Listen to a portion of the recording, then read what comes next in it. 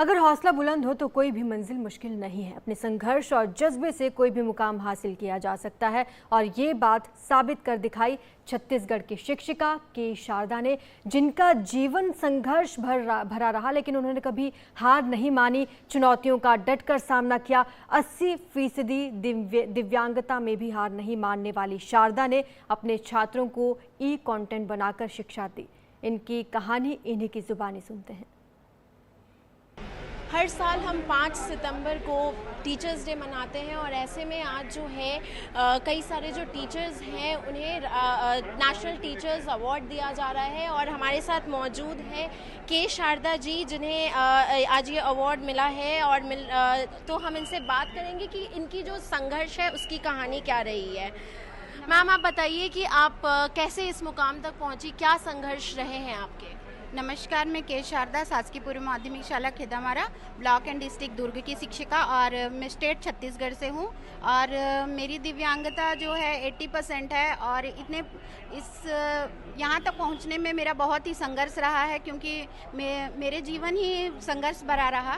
1 वर्ष की आयु में मुझे पोलियो हो गया था। उसके बाद मुझे एजुकेशन में जाने के लिए मतलब गतिशीलता एकदम से रुक से गई थी, लेकिन माता पिता और भाई के सहयोग से मैंने स्कूली शिक्षा प्राप्त की, फिर ग्रेजुएशन पूरा किया और एमएससी मैथ्स में और एमए इकोनॉमिक्स बीएड मैंने किया हुआ है।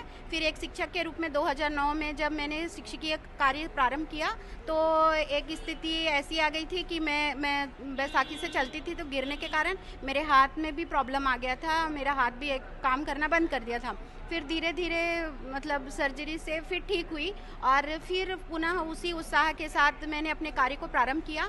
और जैसे कोविड-19 आया था तो स्कूल कॉलेजेस बंद हो गए थे तो बच्चों की पढ़ाई प्रभावित ना हो, क्योंकि मैंने अपने जीवन में देखा है कि पढ़ाई का क्या महत्व है, तो इसलिए मैंने बच्चों की पढ़ाई प्रभावित ना हो इसलिए जो है हमारे cgschool.in ये हमारे शिक्षा विभाग का वेबसाइट है, जिस पे मैंने 270 वीडियोस डाले थे।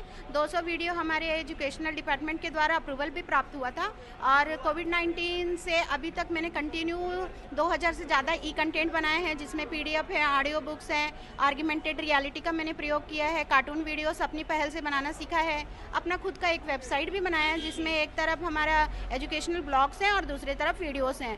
और साथ ही साथ जो है मैंने बहुभाषा को बढ़ावा देने के लिए बुक्स का भी निर्माण किया है। मेरी पहली बुक थी गणित पुस्तिका, जो मैं मैथ्स की टीचर हूँ, तो मैंने इसमें एक ऐसा नवाचार किया जिसमें QR कोड को मतलब इसमें शिक्षण विधि और ये सब तो है, इंक्लूड है, गतिविधि भी शामिल है, तो मैंने QR कोड को जनरेट करके इसमें डाला है। QR कोड को स्कैन करने से वीडियोस का लिंक ओपन होता है और वीडियोस को देख सकते हैं, तो ये मेरा इसमें नवाचार था। उसके बाद मैंने बहुत सारी बुक्स भी लिखी, टोटल 20 बुक्स की मेरी लिखी हुई हैं और मैंने जो है नैतिक शिक्षा का सार, ये 50 कहानियों की पुस्तक है जिसको मैंने अंग्रेजी में और छत्तीसगढ़ी, हम लोग छत्तीसगढ़ स्टेट है तो छत्तीसगढ़ी में ट्रांसलेट किया था। फिर हल्बी भाषा में एक बुक का निर्माण किया जिसमें एक तरफ हल्बी की कहानियाँ हैं, दूसरी तरफ हिंदी की कहानियाँ हैं और हमारे बस्तर के कल्चर को भी उसमें इंक्लूड किया है। तो कैसा महसूस कर रही हैं आज आप इस अवार्ड को मिलने पर? मुझे बहुत खुशी हो रही है कि मुझे इस अवार्ड के लिए चुना गया और मुझे लगता है कि चुनौतियां आपको रोक नहीं सकती हैं, बस आप में एक प्रबल इच्छा शक्ति होनी चाहिए, फिर राह अपने आप मिल जाती है। मैं इसी के साथ मैं सबसे यही बात कहूँगी, अगर आपके जीवन में कोई कठिन परिस्थितियाँ आती हैं तो आप उससे घबराइए नहीं, क्योंकि परिस्थितियाँ अगर हमारे जीवन में कोई कठिनाइयाँ आती हैं तो राह भी ज़रूर लेके आती है। धन्यवाद। तो ये थी हमारे साथ के शारदा जी, जिनका कहना है कि जीवन में कितने भी कठिन परिस्थितियां आए लेकिन उन्हें रुकना नहीं चाहिए और संघर्ष से कुछ भी हासिल किया जा सकता है। नई दिल्ली से कैमरा पर्सन कमल कांत के साथ प्रेरणा शर्मा, NETV इंडिया के लिए।